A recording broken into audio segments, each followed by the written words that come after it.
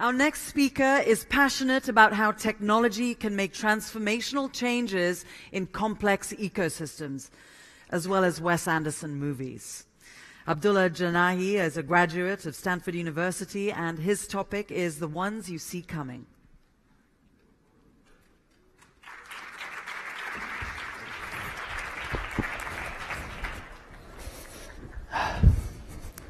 Good evening, everybody. I'm Abdulla. I'm finishing up my philosophy degree right now at Stanford University in a master's program, and completed my computer science degree last year.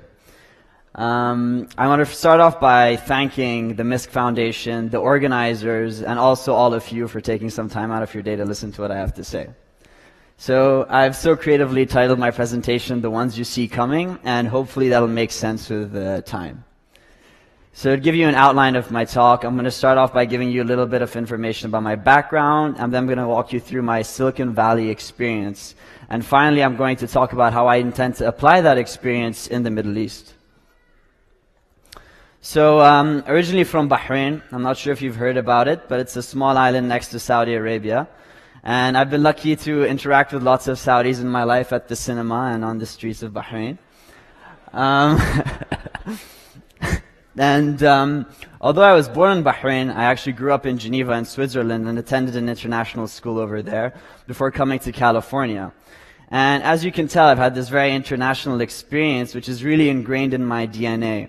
And I approach every single situation I see, whether it's in my personal or professional life, with this global outlook.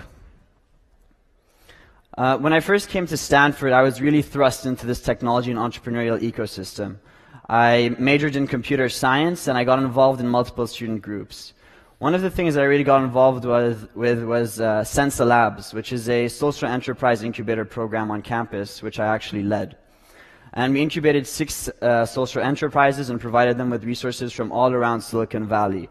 Venture capitalists, business professors, entrepreneurs. And that was really the first taste I got of entrepreneurship and helping individuals that were building companies. And once I caught the bug, I couldn't stop. I pursued my international interest in technology and building technology ventures by working in venture capital in Lebanon, in Los Angeles, and actually working in an operational role under the VP of product at an enterprise AI company right here in the Valley. But the most impactful thing out of all of this for me at Stanford was the ability that I had to meet with so many interesting individuals just coming in to my freshman year. These people were starting companies when they were 12 years old. They were doing AI research at the age of 16. They were investing in Bitcoin at a time we all wish we knew what that even meant. And so I felt very lucky to be with these individuals and to have late night conversations with them where they were talking about creating revolutionary companies. They truly wanted to change the world. And that galvanized my personal desire to leverage technology to change the world as well. So I saw these people starting all these great companies, and I started thinking about it. And I looked into it a bit more deeply, and I found out that Stanford actually produced the most billion-dollar founders of any university in the United States. They actually produced around 50 of them. All these companies have come out of Stanford. I'm sure you know some of them. Maybe some of you are using them right now. And if you look at the numbers, on average, once every 4 years, there's $1 billion company that comes out of Stanford. So I thought about this opportunity and my passion of helping founders, and thought, how can I bring this all together? So my sophomore year, I actually decided to do something about it. I got together with some of my best friends who have all gone on to do very successful things, and we decided to formalize this into a fund where we were backing Stanford entrepreneurs and connecting them with the resources of an international investor network that we had brought together that was very interested in obtaining access to Silicon Valley.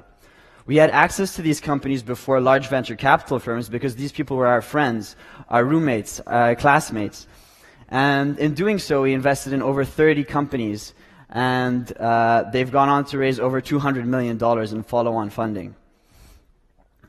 All these founders have been very impactful in my life and have gone on to do great things, but I wanted to focus on 2 companies that I think will be interesting for the people in the crowd tonight. One of them is called Nova Credit, and they're revolutionizing cross-border credit access. So before, if you were, say, a Chinese student in the US and wanted to try and get a loan here, it was a very difficult process. But with Nova, you can easily access your credit history from back home and come to the US and just easily get a loan. Human, on the other hand, is a company also started by Stanford entrepreneurs who are actually creating the quintessential human enhancement company. They're backed by the best venture capitalists in Silicon Valley and create products that help boost the physical and mental performance of warfighters and athletes. You should check them out when you have the time. Most of all, although I provided value to these founders through my international network, the individuals I met in the Valley, and my hustle, what really was important to me and was really provided me with value was the fact that I actually learned a lot from these founders. I learned how to operationally run a company. I learned how to scale a company. I learned how to hire great talent. And what I've decided is moving forward, I'm going to apply everything I've learned to building something in the Middle East. So why is this such a great time? Why are we so lucky? All of us here are at the heart of Silicon Valley, and I'm assuming many of us are passionate about technology. And for us to also be here, we're passionate about the GCC, the MENA region. And we're lucky because we live in a beautiful time where both of those passions can come together at an intersection and create this beautiful opportunity to create a tech ecosystem in the Middle East. Governments in Saudi Arabia and Bahrain and other regions, other countries in the Gulf have created a multitude of initiatives to help technology companies in the region thrive and to help entrepreneurship thrive. How am I going to go about this? I'm thinking of a very Silicon Valley concept, which is technology platforms and creating technology platforms. Technology platform companies enable other companies to easily develop technology and also enable an entire ecosystem of talent to come together, developers, stakeholders, investors, and to build applications on top of these technology platforms. You can think of Facebook as a platform for identity, Stripe a platform for payments, Zenefits a platform for businesses, but I think the quintessential example is WeChat, which is a Chinese company that actually started off doing messaging, then got into payments, and then had third-party developers come on top of the platform and create delivery application and personal finance applications as well.